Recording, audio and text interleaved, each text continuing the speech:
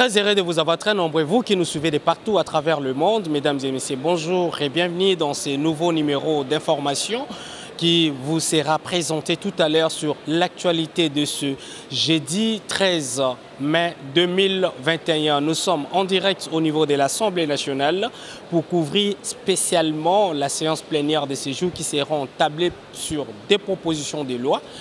Pour ce faire, on entre à l'intérieur pour prendre l'intégralité des déroulements de la séance plénière de ce jour et on y reviendra. Suivez.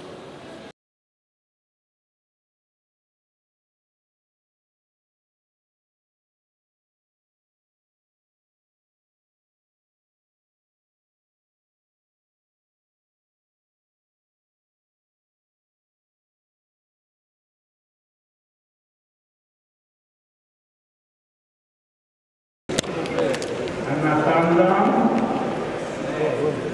des informations de rapport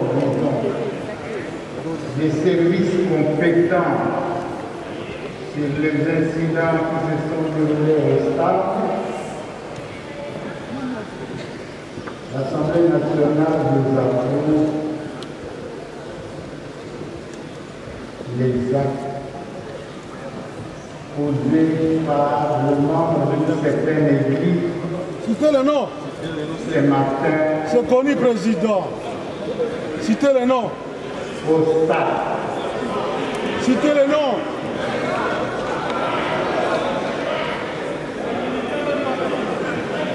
C'est quelle église? Ce n'est pas une église, président. Oui, par une certaine religion. Ah voilà, ce n'est pas une église. Pas une église. Nous désapprouvons des comportements barbares. C'est quelle église? Perpétrés par les membres d'une religion. Nous demandons à notre gouvernement de sanctionner sévèrement Enquête parlementaire. les pas. Président. S'il Une va enquête urgente. prendre des sanctions à l'encontre de cette religion. Nous avons besoin de la paix.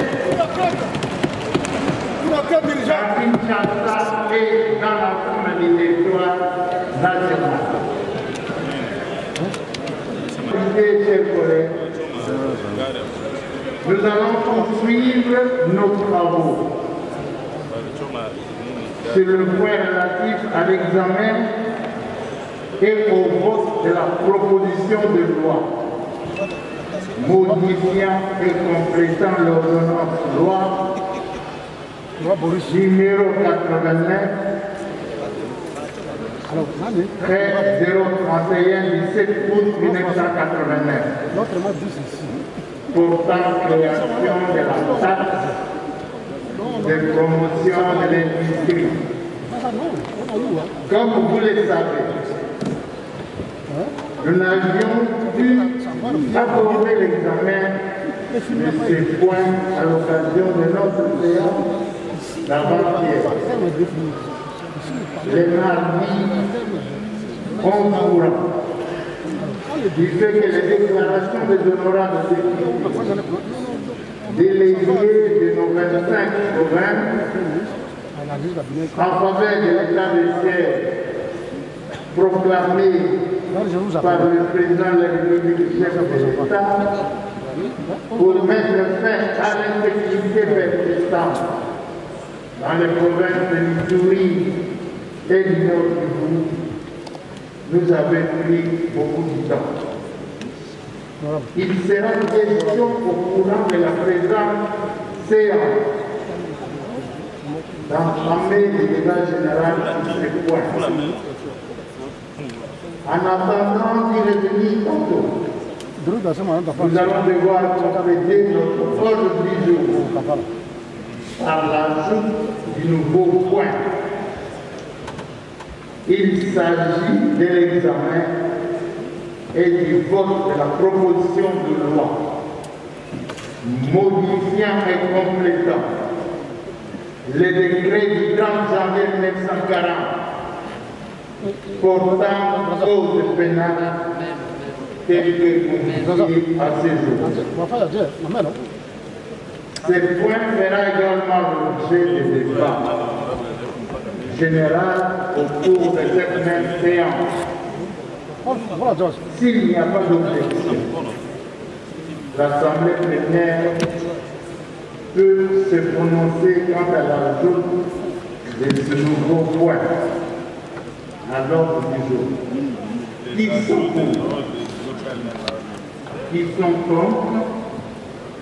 Qui s'abstiennent au vu du résultat des votes? L'ordre du jour tel qu'est complété et adopté.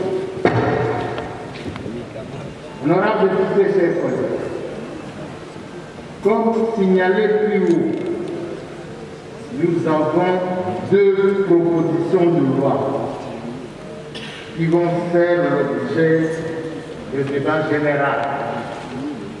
À ce sujet, il est à préciser que conformément à la procédure prévue par nos us et coutumes pour ce cas d'espèce, nous allons examiner à la fois ces deux propositions. Pour ce faire,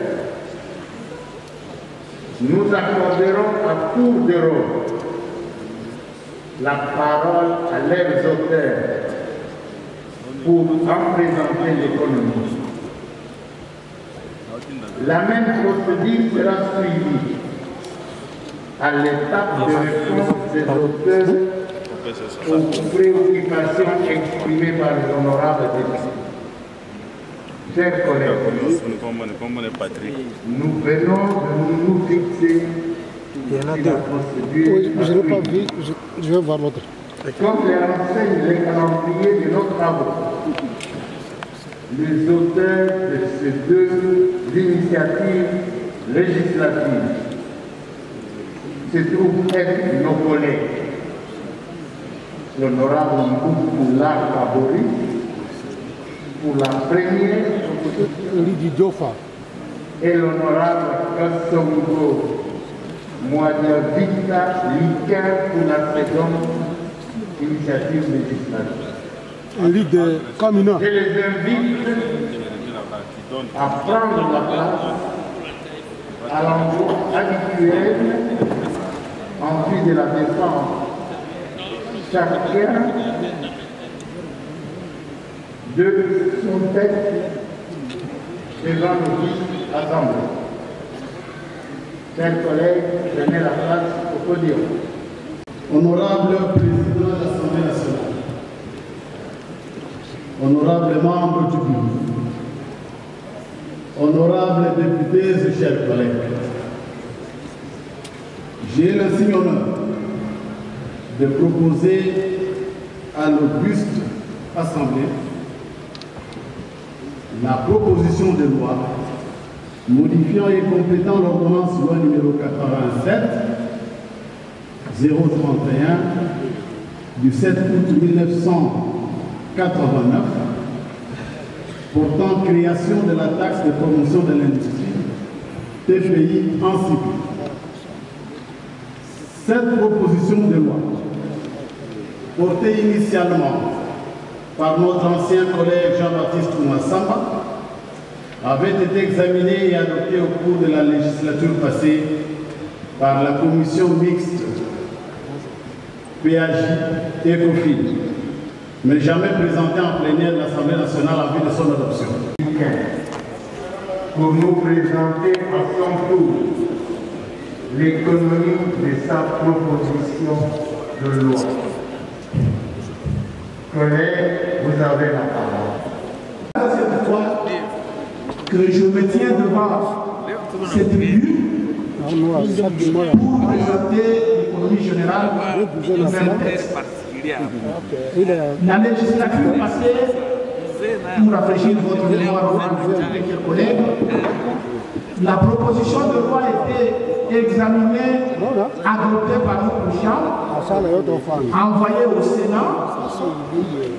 Malheureusement, il y a plusieurs lois qui étaient adoptées par notre chambre qui n'était pas adopté par la Chambre sœur du Sénat.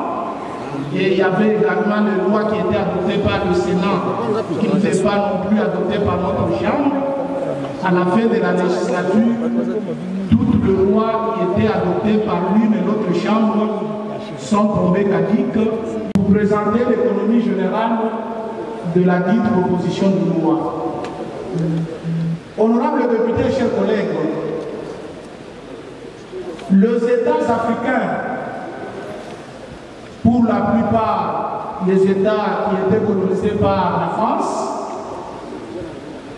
avaient réfléchi pour chercher le voisin moyen qui pouvait contribuer au développement des populations de leurs États. Et c'est dans ce cadre que ces États ont adopté en 1993 un texte qu'ils ont intitulé le traité de Luanda. Et le terme Luanda signifie tout simplement l'organisation pour l'harmonisation en Afrique du droit des affaires. C'est-à-dire toute la matière qui cadre avec les affaires devrait être appliquée de manière uniforme dans l'espace que nous appelons aujourd'hui l'espace Rwanda.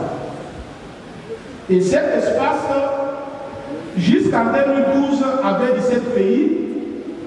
Et c'est en 2012 que la République démocratique du Congo, notre pays, a adhéré à ce traité de Luanda. Quel est l'objectif principal poursuivi par Luanda? L'objectif principal poursuivi par Luanda, c'est le développement en faveur de leur population. Et pour avoir un développement, il faut avoir les investisseurs qui peuvent être les nationaux ou les étrangers. Et ces investisseurs, pour venir, il faut qu'on ait des lois qui s'adaptent à des circonstances. Honorable Président, suivant son exposé, j'ai failli moi-même me fondre. Oui, vous m'avez appelé, mais simplement parce que non, c'était pas la télé, ce n'était pas. Vous avec l'argent de la République. J'étais avec madame. Et chaque jour, tu m'as dit à 20h30. On nous fait chanter qu'il n'y a pas d'argent dans cette ville. Le journal était terminé. Et nous, les députés, nous sommes venus des candidats de demander ce qu'ils ont fait passer. Non, demande ce qu'ils ont fait passer à la télé. Il a parlé de 350 millions on t'envoie les éléments qui ne sont pas encore récupérés par les fonds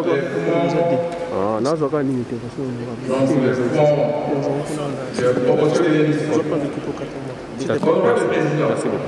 Je voulais savoir, il est pratiquement difficile de rembourser cet argent. Il y a besoin de faire sa petite usine de fabrication de derniers demande aussi de l'argent auprès du fonds de promotion de l'industrie. C'est extrêmement grave. Les dignitaires du régime passé sont encore avec nous. Certains n'ont pas encore remboursé l'argent qu'ils ont contracté auprès du fonds. Qu'allons-nous faire, nous, concrètement, en tant qu'élus du peuple? Et qu'allons-nous faire pour éviter que demain, nous ne puissions retomber dans cette même bêtise? Parce que les dignitaires de la fois passée sont là, nous allons créer d'autres dignitaires. Donc, nous avons déjà créé. Il y a d'autres dignitaires également. Donc, récupérons d'abord l'argent qui a prélevé des anciens dignitaires et mettons des garde-fous pour éviter que les dignitaires ne soient là uniquement pour récupérer de l'argent et bien faire avec.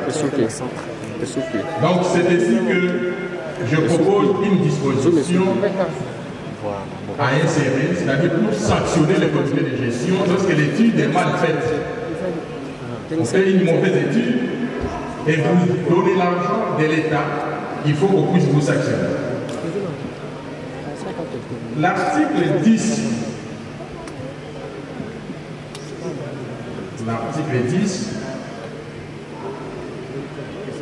vous avez proposé que les sommes perçues au titre de la taxe de promotion de l'industrie sont à verser journellement auprès des établissements bancaires agréés. J'aurais souhaité que les paiements se fassent directement par la voie bancaire.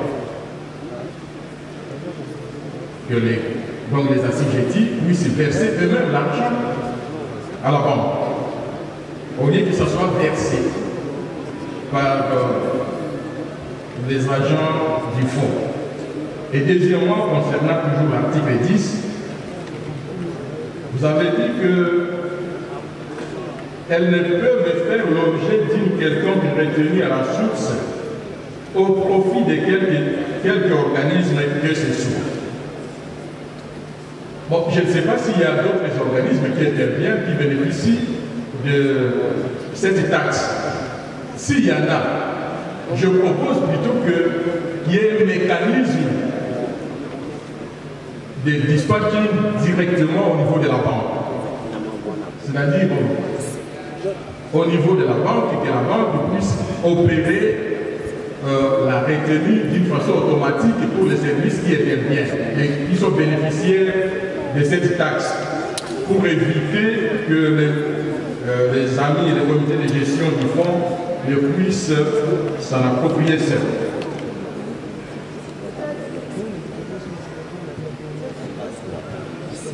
Honorable Président,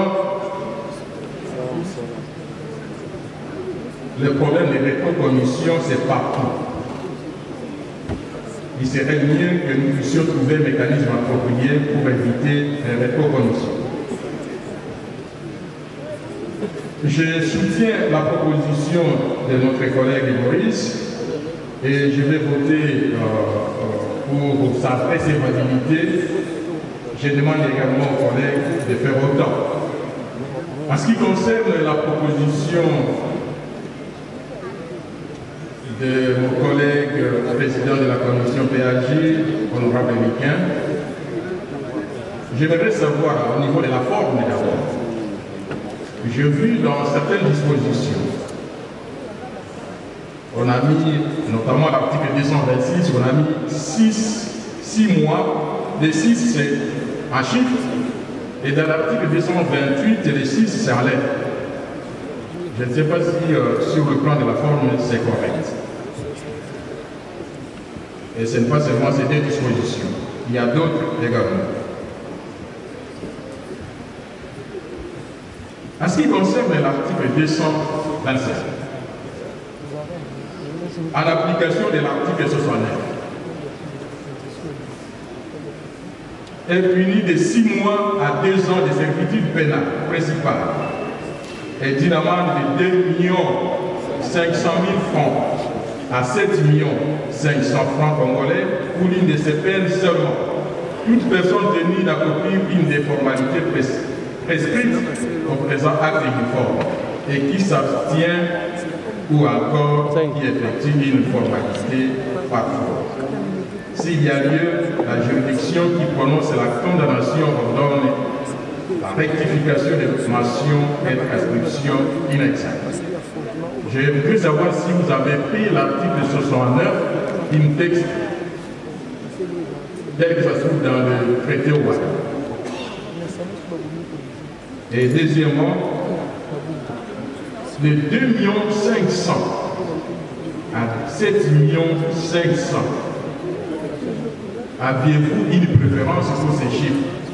Comment vous êtes parvenu à fixer 2 500 000? À lieu place de 2 millions par exemple. Honorable Président, je me limite à cette heure. Merci beaucoup. Merci, collègue. Nous avons voulu insérer également dans cette loi une disposition qui va permettre à la justice de sanctionner évidemment les comités de gestion si le comité de gestion ne parvient pas à mener une étude appropriée sur les différents projets que le partenaire ou les opérateurs économiques amènent pour obtenir les crédits. Donc si ces projets-là ne sont pas des projets crédibles, il faudra sanctionner le comité de gestion au lieu de laisser la situation comme telle, parce que les dignitaires du régime passé, ils ont bénéficié pas mal d'argent et cet argent n'a pas servi à quoi que ce soit. Et la faute revient également au comité de gestion. Donc il faut sanctionner le comité de gestion dans les jours à venir si le projet n'est pas... D'abord, à remercier, à féliciter les deux collègues qui viennent de nous proposer ce jour les deux propositions de loi. Monsieur le Président, il y a des députés qui sont venus à l'Assemblée nationale non seulement pour voter des lois, parce que nous autres, nous estimons que notre pays ne décolle pas non pas parce qu'il n'y a pas de loi. Les lois existent, Monsieur le Président, mais c'est l'application de ces lois-là qui pose problème. Voilà pourquoi nous autres, à l'instar de moi-même et de la collègue Nelly Minda, nous disons que nous sommes là pour contrôler les gestionnaires. Monsieur le Président, il n'est pas normal. Dans un pays avec un budget de 4 milliards de dollars seulement, qui est malheureusement, Monsieur le Président, des individus avec dans leur poche 350 millions de dollars de l'État. Si vous donnez à la province de Sambourou, Monsieur le Président, les 350 millions, vous apprendrez que cette province aura ne serait-ce qu'un aéroport construit et modernisé. À ce jour, je vous informe qu'il n'y a même pas une route avec un seul mètre de route carrossable. Comment nous pouvons accepter qu'il y ait des individus congolais, soit-il, avec 350 millions de l'État congolais, Monsieur le Président? Pour que notre pays se développe et décolle, je pense qu'il faut que nous devons mettre en place les mécanismes nécessaires de contrôle, Monsieur le Président. Vous savez, moi, ça me gêne parce que j'ai la mission aussi de contrôler. Mais lorsque dans les pays on parle plus de l'hygiène, on ne parle pas du contrôle parlementaire à l'Assemblée nationale, Monsieur le Président, moi, ça me gêne. Ça me gêne et je vous interpelle de réveiller toutes les questions qui ont été adressées par ces collègues pour que la population sente également que nous ne sommes pas là pour uniquement voter des lois. Nous devons contrôler et nous devons faire attendre à la population que le contrôle parlementaire peut contribuer au développement de ce pays. Contribuer comment? Parce que ça va empêcher les gestionnaires à voler l'argent de l'État. On m'a dit qu'il y a même des collègues qui sont créanciers de l'État, chers collègues. Allez payer l'argent de l'État. Allez payer l'argent de l'État. L'Assemblée nationale n'est pas un refuge des fossoyeurs et des criminels économiques. Les jours où la justice va nous demander de vous livrer, croyez-moi, je serai les pompiers à voter pour. Notre pays ne se développe pas justement parce que nous avons des sentiments de protectionnisme.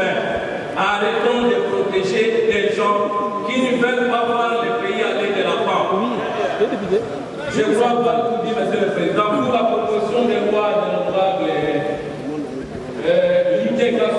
les deux estimés confrères. Vous savez que la Bible dit que les avocats sont la lumière de ce monde. Cette proposition de loi a beaucoup de mérite. Collègues, c'est ça la vérité, même si vous n'oubliez pas la presse. La Bible nous dit que les avocats sont la lumière du monde. Pour preuve, vous venez de voir qu'il y a des estimés confrères qui ont fait des propositions qui jusqu'à présent n'ont pas subi beaucoup de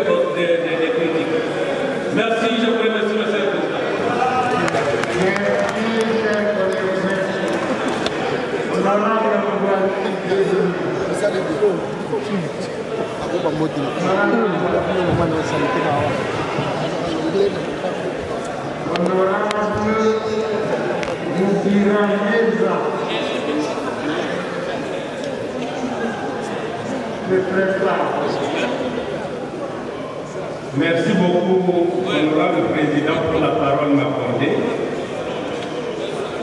Il était temps que j'interpelle, parce que parmi ces gens-là, ces bénéficiaires de ces crédits, il y a également des députés. C'est pourquoi il fallait interpeller les gens, qu'ils aillent payer. Nous avons besoin, le chef de l'État a besoin de développer ce pays. Mais pourquoi doit-on laisser les autres se promener avec l'argent de l'État? Ils doivent payer parce que, pour moi, l'Assemblée nationale ne doit pas être considérée comme un refuge des criminels économiques, des fossoyeurs de la République. Ceux qui hier n'ont pas bien géré et qui se cachent à l'Assemblée nationale doivent être livrés pour que la justice fasse son travail. C'est l'interpellation que j'ai faite au président de l'Assemblée nationale pour dire qu'aujourd'hui, au niveau de l'opinion nationale, on a un peu plus de la considération à l'IGF et qui fait un travail appréciable. Mais on a des considérations à l'IGF parce que l'IGF travaille régulièrement, commence à dénicher ceux qui ont détourné l'argent de l'État. Mais que faisons-nous, nous, députés nationaux?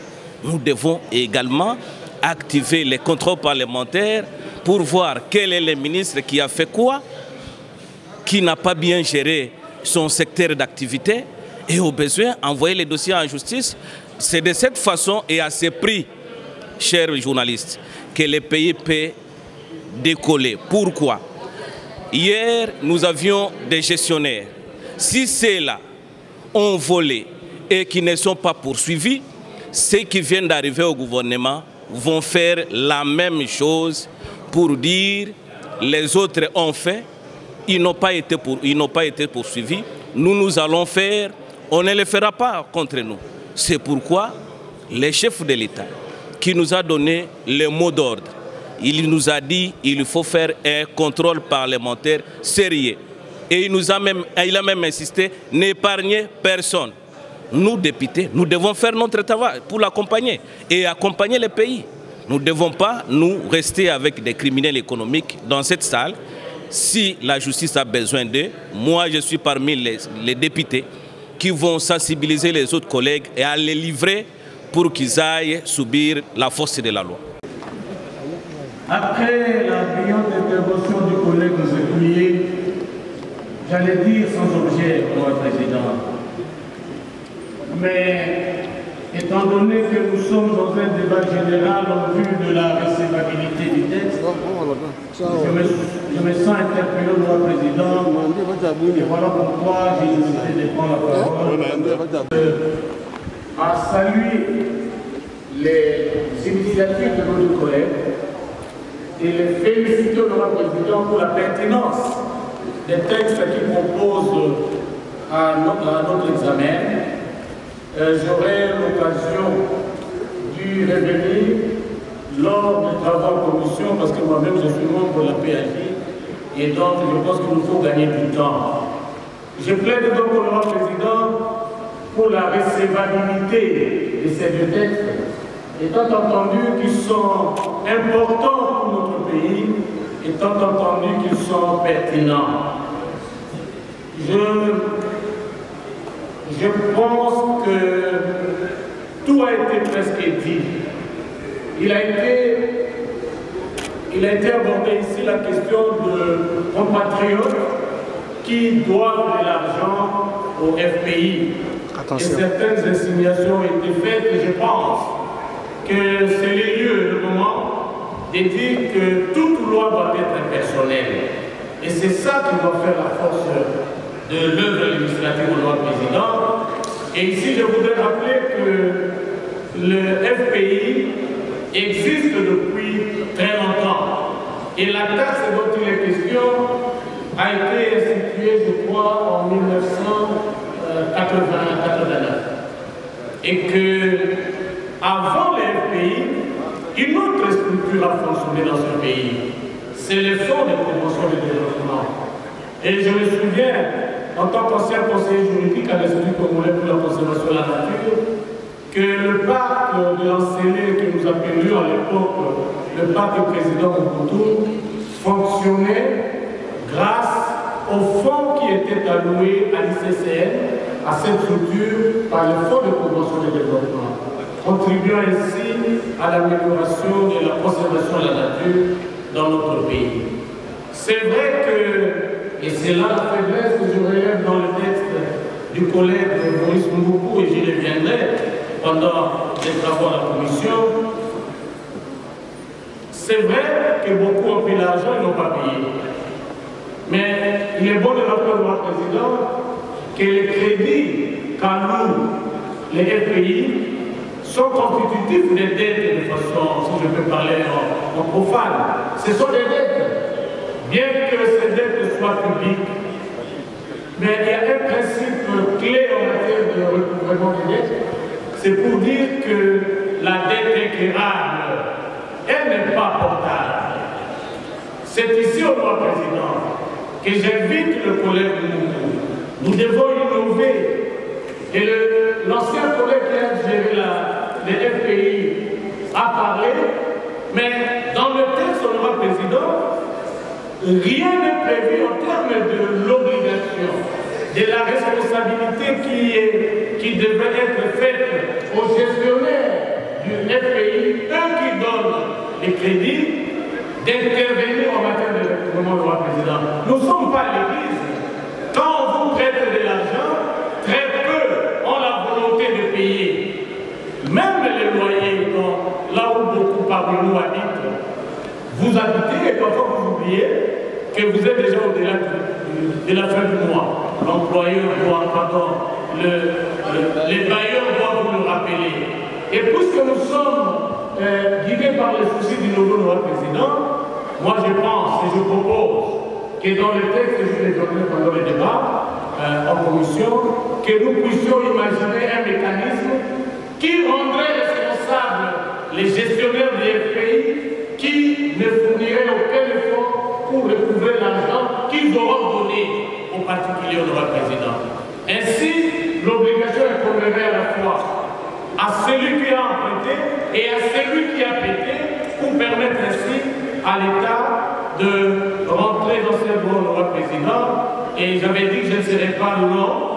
J'aurai l'occasion de revenir en commission, mais je plaide premièrement pour la recevabilité des deux textes et ensuite en matière de recouvrement des fonds que nous aurons alloués aux particuliers au roi président, j'ai dit. Merci, collègue. Je voudrais saluer et féliciter mes éminents collègues pour leurs initiatives législatives. Je n'ai rien à dire concernant la proposition de loi qu'il vient de mettre Maurice, mais je voudrais plutôt émettre un avis sur la proposition de loi qui vient de l'honorable Lénican. Cette proposition de loi, Monsieur le Président, est vraiment à saluer parce que elle permet à la République démocratique du Congo de mettre en règle sa législation vis-à-vis du droit au WADA. La proposition de loi propose de réprimer les violations des actes uniformes adoptés par l'OADA, ce qui est tout à fait juste. Mais seulement, je me suis posé une question, c'est celle de savoir les actes de l'OADA sont-ils directement applicables en RDC ou nécessite-t-il pour leur application une loi d'adaptation? Et à ce sujet, j'ai l'impression que la proposition de loi sous examen est restée muette. Or, cette question est est capitale, dans la mesure où l'application de certains traités et accords internationaux en droit interne nécessite, Monsieur le Président, au préalable, leur incorporation en droit interne par une loi de réception.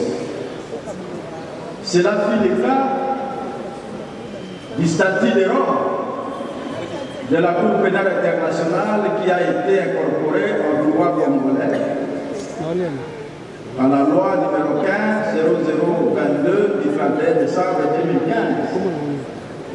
Mais s'agissant des actes uniformes de Luanda, cette précision, honorable Président, mérite d'être donnée car le législateur ne peut sanctionner pénalement les dispositions d'un traité ou d'un accord international que s'il est établi qu'il fait partie intégrante de la législation nationale, soit par application directe, soit par l'effet d'une loi de réception. Et dans le cas de la présente proposition de loi, les actes uniformes de Luanda sont d'application directe. Suivant l'article 10 du traité, du port Louis, et l'honorable en a fait allusion ici, du 17 octobre 1993, modifié par le traité du Québec du 17 octobre 2008. En conséquence, la présente proposition de loi devrait commencer par ces rappels de l'applicabilité directe des actes uniformes par l'administration et les juridictions congolaises avant toutes les dispositions répressives. La présente proposition de loi devrait donc commencer par un article 225 qui serait, à mon avis, libellé comme suit. Les actes uniformes prévus par le traité du pacte de Port-Louis du 17 octobre 1993, modifié par le traité de Québec du 17 octobre 2008, sont directement applicables et obligatoires en République démocratique du Congo, nonobstant toute disposition contraire.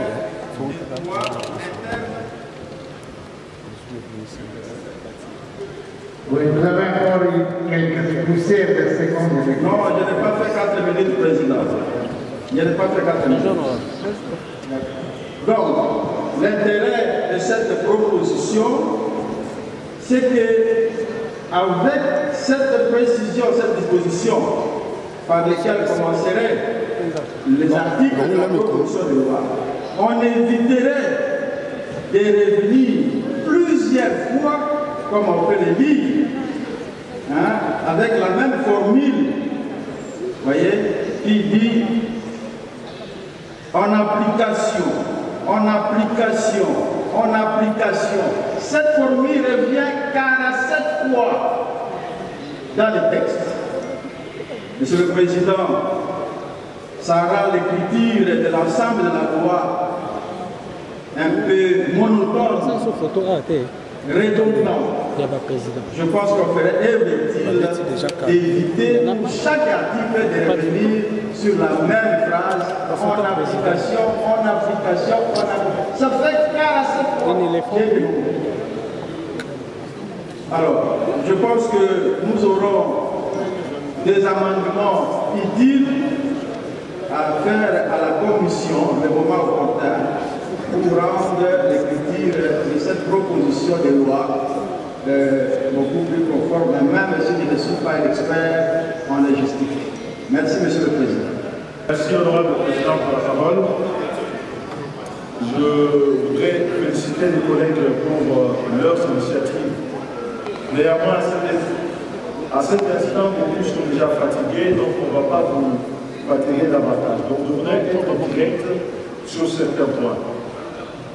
Je crois que, certes, on n'a pas créé une nouvelle taxe, mais on est en train d'élargir l'assiette de cette taxe. Et donc, on peut dire qu'on est contre l'élargissement de l'assiette. Le maintien de la taxe, oui, mais l'élargissement pose quelques problèmes parce que dans cette même salle, nous avions à l'époque voté la loi, beaucoup se souviennent encore, sous le phonème. Et aujourd'hui, il y en a très peu qui contrôlent la destination des fonds du phonème. Et le phonème constitue un des scandales financiers si nous voulons y rentrer pour regarder ce qui est fait de notre argent, parce que le phonème, il est prélevé essentiellement sur les produits pétroliers. Donc, n'alourdissons pas l'assiette, restons là où nous sommes. Mais je pense qu'on n'a pas parlé suffisamment du gâchis que représente le FPI pour le pays et pour la nation. Il y a des crédits qui sont de répondre le parti de cette réforme, comme l'avait dit le collègue Joly, pour faire quelque chose de grand et de définitif. Et pour cette raison, j'ai deux propositions. La première, c'est que lorsque la loi va venir à la commission, il faut associer absolument le gouvernement. Pourquoi? Parce qu'avec le gouvernement, nous devons voir quelle est la faisabilité pour pouvoir mettre en place une banque d'investissement qui soit le bras armé de l'État dans le domaine économique et financier.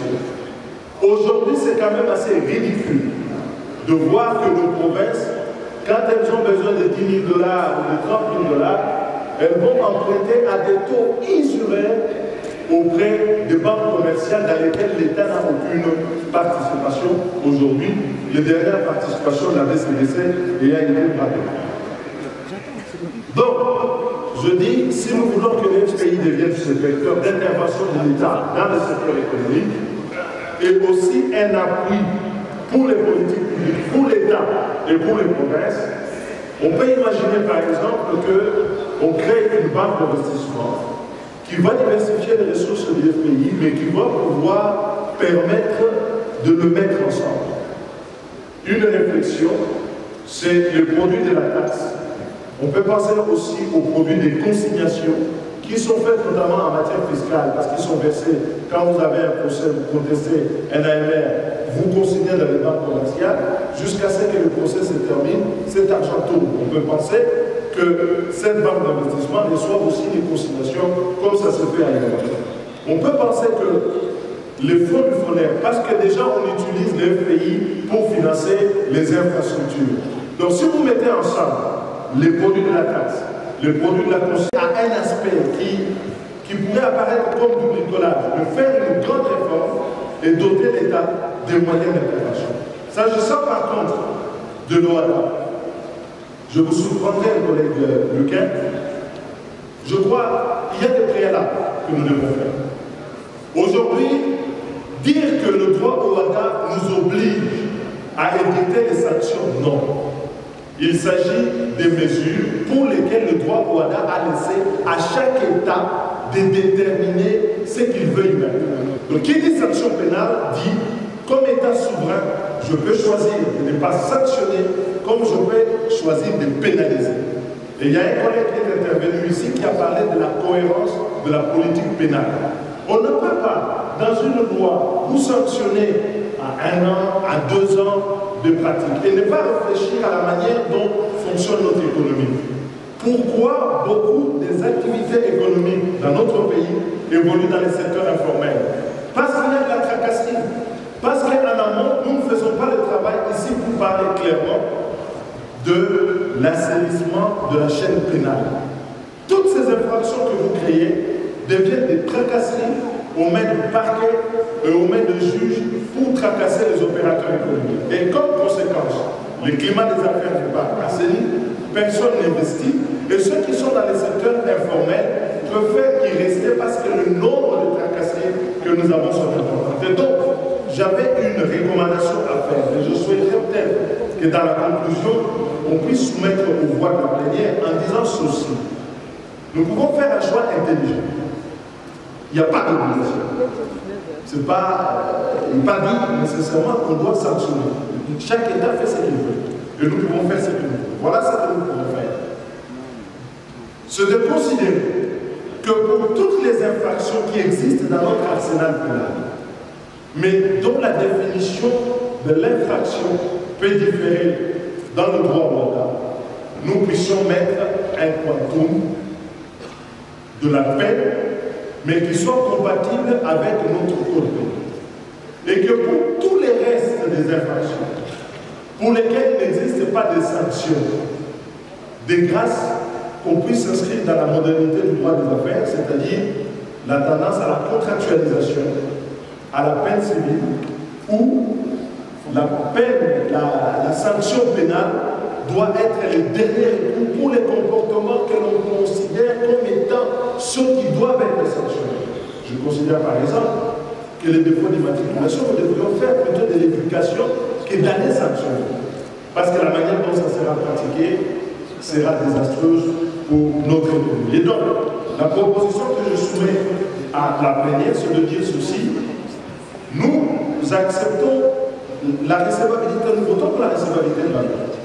Maintenant, dans les infractions, si l'infraction existe déjà dans l'arsenal, mais que la définition est différente, on adapte le contour, ainsi de suite.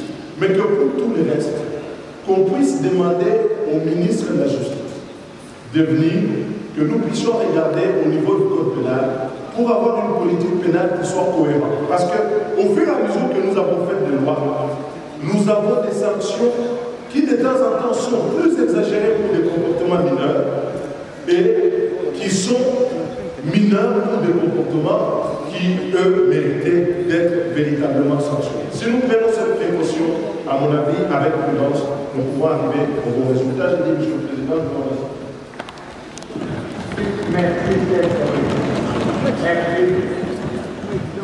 La loi sur le Wada vise à mettre de sanctions pour les infractions contenues dans les actes uniformes, en particulier ceux qui sont liés à l'exercice du commerce et aux droits de société. Et la loi sur le FPI vise à conférer au FPI davantage de garanties, notamment pour exercer les recouvrements lorsque les crédits qu'il accorde ne sont pas remboursés.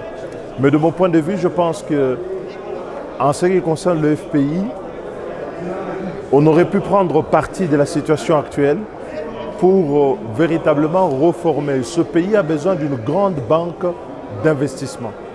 On aurait pu fusionner les fonds du FPI avec par exemple le fonds de la caisse de péréquation dans le cadre d'une banque d'investissement qui aurait un guichet à la fois pour les provinces et un guichet pour les particuliers. Et comme banque, ayant des privilèges particuliers, cela ferait beaucoup plus sens. Aujourd'hui, le FPI, comme vous le savez, a connu beaucoup de faits de mégestion, mais qui ne sont pas liés à l'absence de garantie, mais liés à l'emprise politique sur l'organisme dont la gouvernance s'avère être très faible par rapport aux contraintes que nous connaissons dans notre environnement. Donc moi, j'aurais souhaité qu'on aille plus en avant. Et puis de l'autre côté, vous avez le droit au WADA. Il ne faut pas tout pénaliser. Il y a des infractions pour lesquelles il faut effectivement prévoir des quantums de peine parce qu'elles sont redéfinies par le droit au WADA. C'est le droit pénal de société. En revanche, il y a des comportements pour lesquels les législateurs peuvent estimer qu'en l'état actuel de notre législation, on puisse retarder l'édiction de sanctions pénales. Vous savez, si aujourd'hui les secteurs informels prospèrent considérablement dans notre pays, c'est parce que la chaîne pénale, notamment au niveau de la justice, ne fonctionne pas correctement.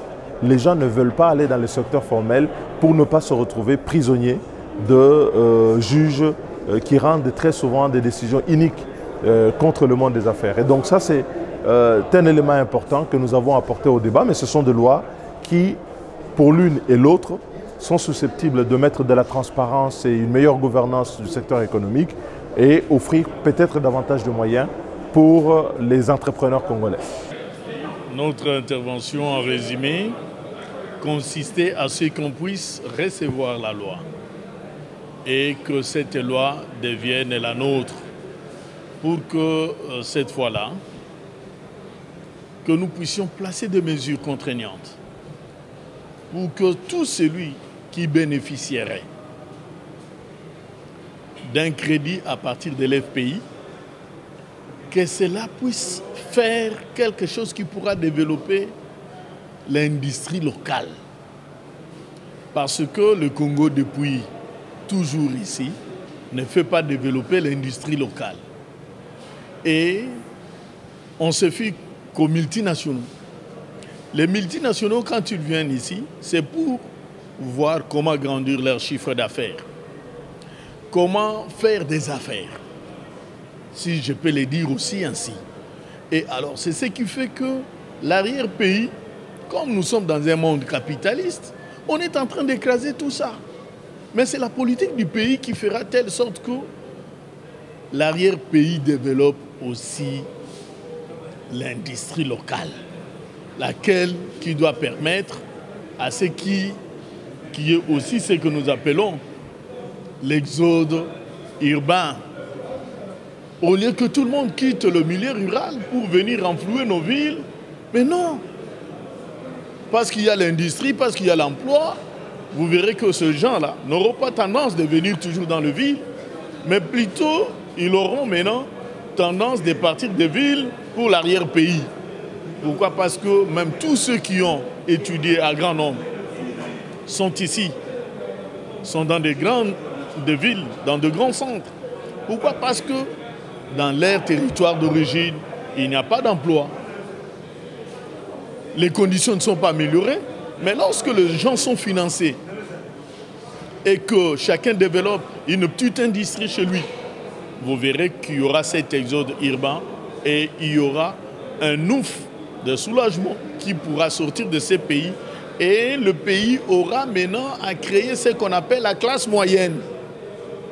Au lieu que nous dépendions toujours des grandes industries, parfois qui ne développent pas tout le monde, parce qu'il va se limiter dans le temps et dans l'espace, alors il faut que la politique nationale puisse activer et aussi protéger tous ces gens-là qui bénéficieraient de ces crédits, que le remboursement soit aussi fait de façon contraignante à tous ceux qui souscrivent pour que nous ne puissions pas vivre ce que nous avons vécu du temps du régime passé.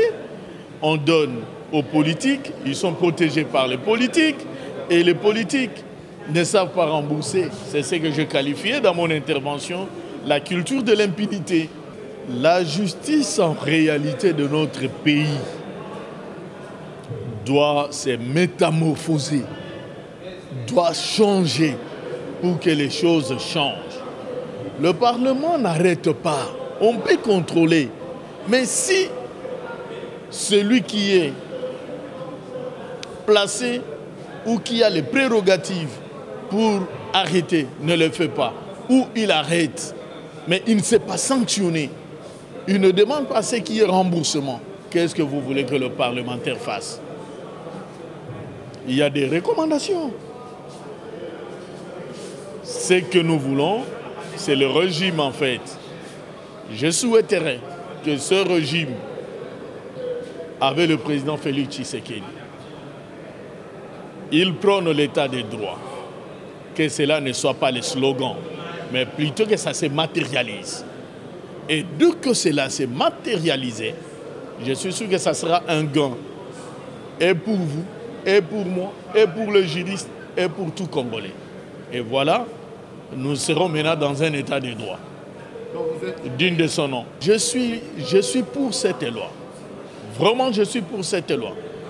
D'abord, j'ai demandé aux collègues la recevabilité et que nous donnions notre contribution pour que, après-demain, nous ayons une loi. Et une loi qui aura des sanctions et des mesures contraignantes pour que ce qui est de l'État reste pour l'État et que ça favorise le développement communautaire et non plus individuel.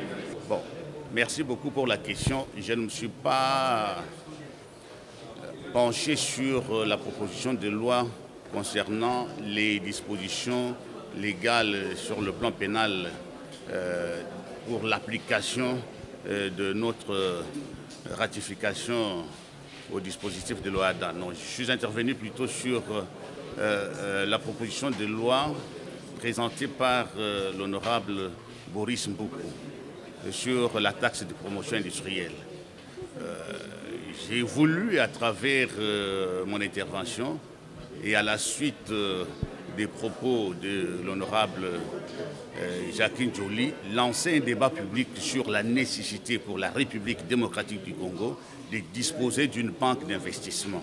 Nous ne pouvons pas avoir un pays aussi grand, avec des difficultés que nous connaissons, et penser que nous allons développer le pays avec la taxe de promotion industrielle pour nous donner les moyens d'industrialiser notre économie. C'est un contresens, c'est anormal.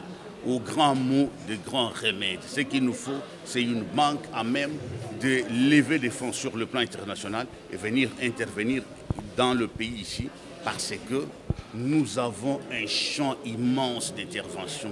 Et il y a des moyens qui dorment à l'extérieur, les gens ne savent pas quoi en faire. Mais si nous-mêmes, nous ne sommes pas conscients que nous disposons de ces pouvoirs de capter des moyens importants sur le plan international et venir investir chez nous, les gens ne vont pas réfléchir à notre place, c'est à nous de le faire. Voilà pourquoi, à travers cette intervention, j'ai voulu lancer ces débats publics. Ça, c'est autre chose, c'est par rapport à ce qui se passe au niveau des FPI. Je n'ai jamais travaillé là-dedans, je ne connais pas les mécanismes en place qui ont fait que nous arrivions à des situations aussi, à des résultats aussi déplorables, avec plus de 350 millions de dollars qui sont gelés alors que l'économie a besoin de cet argent pour l'investissement. Et je crois que ça, peut-être, les propositions contenues dans cette initiative parlementaire pourront nous aider à ce que nous renforcions les moyens d'intervention des FPI dans le recouvrement des créances qui lui sont dues.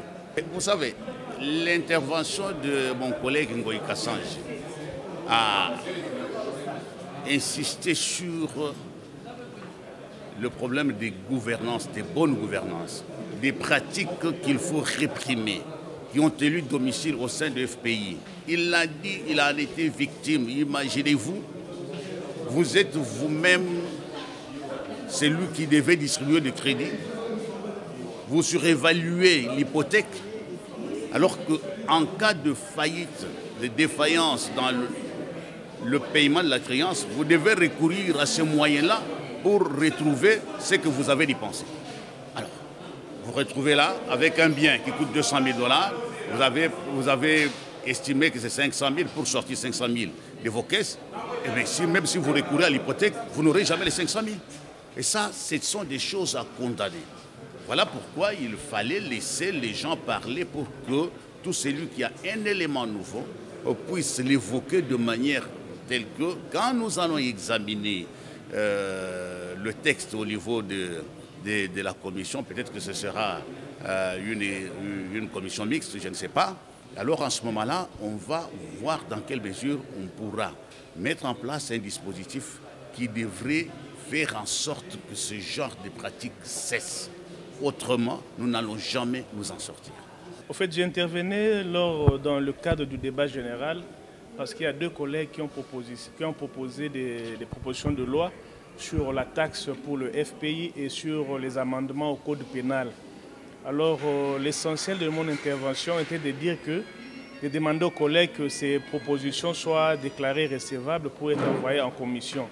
Et là-dedans, j'ai fait rappel d'une proposition que j'avais en son temps faite, celle du juge de l'urgence. Je l'ai faite parce que je suis également avocat. Et en tant que praticien, nous rencontrons beaucoup de problèmes lors de l'administration de la justice. Aujourd'hui au Congo, avoir un titre exécutoire, avoir un jugement ne veut pas forcément dire que vous allez rentrer dans vos droits. C'est une difficulté majeure. Et pourtant, il y a des dispositions au niveau de l'OADA qui imposent au droit interne de prévoir à cette histoire-là. Mais nous, malheureusement, on ne le fait pas.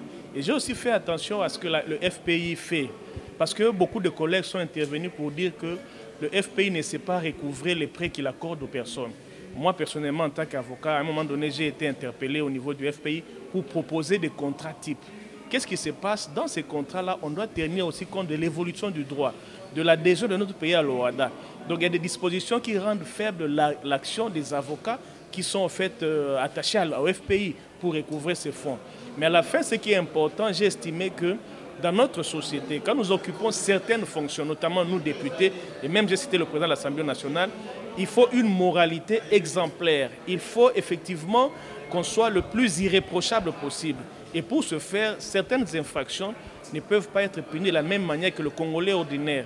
Si le Wewa, si le Congolais qui travaille dans la fonction publique au plus bas niveau commet un faux, ça ne doit pas être puni de la même manière que le député que je suis ou le président de l'Assemblée nationale. Il faut que je sois sévèrement puni parce que la position que j'occupe dans la société doit m'obliger à un certain comportement exemplaire.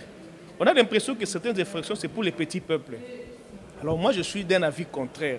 Je pense que nous, en tant qu'élus, nous, en tant que ministres, nous, en tant que chefs de l'État même, on est appelé à une exemplarité qui soit sans tâche. Il faut effectivement qu'on fasse preuve de probité morale. D'où il faut des sanctions sévères pour toute personne élevée en dignité dans ce pays. C'est ça là où j'ai chuté par rapport à la loi pénale. Comme je vous ai dit la fois passée, nous nous sommes convenus que chaque député contribuera moyennant $500 pour l'effort de guerre. Ça devait être coupé à la source, mais compte tenu de certaines réalités, voilà qu'aujourd'hui, comme vous le savez, charité commence par soi-même, je viens d'apporter 1 million de francs congolais ici avec moi, que je dépose, équivalent à ce montant, c'est pour soutenir l'effort de guerre. C'est-à-dire nos troupes militaires, policiers, agents de sécurité déployés à l'Est pour la paix. Moi, Tsingi Pouloulou, député national, voici ma contribution. Donc, policiers, militaires, partout où vous êtes, quand on vous dit allez secourir la population, n'hésitez pas, Tsingi Pouloulou est là. Le 1 million est là pour l'effort de guerre. Voilà. Ils vont agir comme moi. Ça, c'est sûr. Ils vont agir comme moi. Mais il fallait que je commence. Il fallait que je commence. Donc, ensemble, et vous, les journalistes, comme le chef de l'État, Félix Antoine Tshisekedi, a demandé que vous soyez 4e pouvoir. Saisissez cette occasion de l'accompagner, d'accompagner cette vision et nous tous, comme un seul homme, pour soutenir les actions du chef de l'État et bien entendu la paix de notre peuple. Nous sommes là. Nous sommes là et nos biens, à travers nos mains, s'unissent pour les soutenir. C'est un problème de solidarité tout simplement. Il faut se mettre à la place de l'autre. Vous, votre difficulté, c'est quoi? Vous n'êtes jamais été initié pour la gestion de l'État. Si vous étiez avec moi, vous auriez dû comprendre ce qu'on appelle en Kikongo, Bakuse Tibo Ketisu Yangalala. Imaginez, moi je dors chez moi tranquillement, mais les militaires et policiers sont au front. Il a abandonné sa femme, ses enfants. Mais pour l'intérêt de la République, pour l'intérêt du peuple, il est là. Mets-toi à sa place. C'est pourquoi je vous dis, Bakuse Tibo Ketisu Yangalala. Si vous comprenez cette expression. Pour vous informer de l'essentiel de l'actualité en République démocratique du Congo, il vous suffit de vous abonner sur Top 243 News TV. Également nous lire sur www.top243news.com. Au nom de toute la rédaction, nous vous remercions.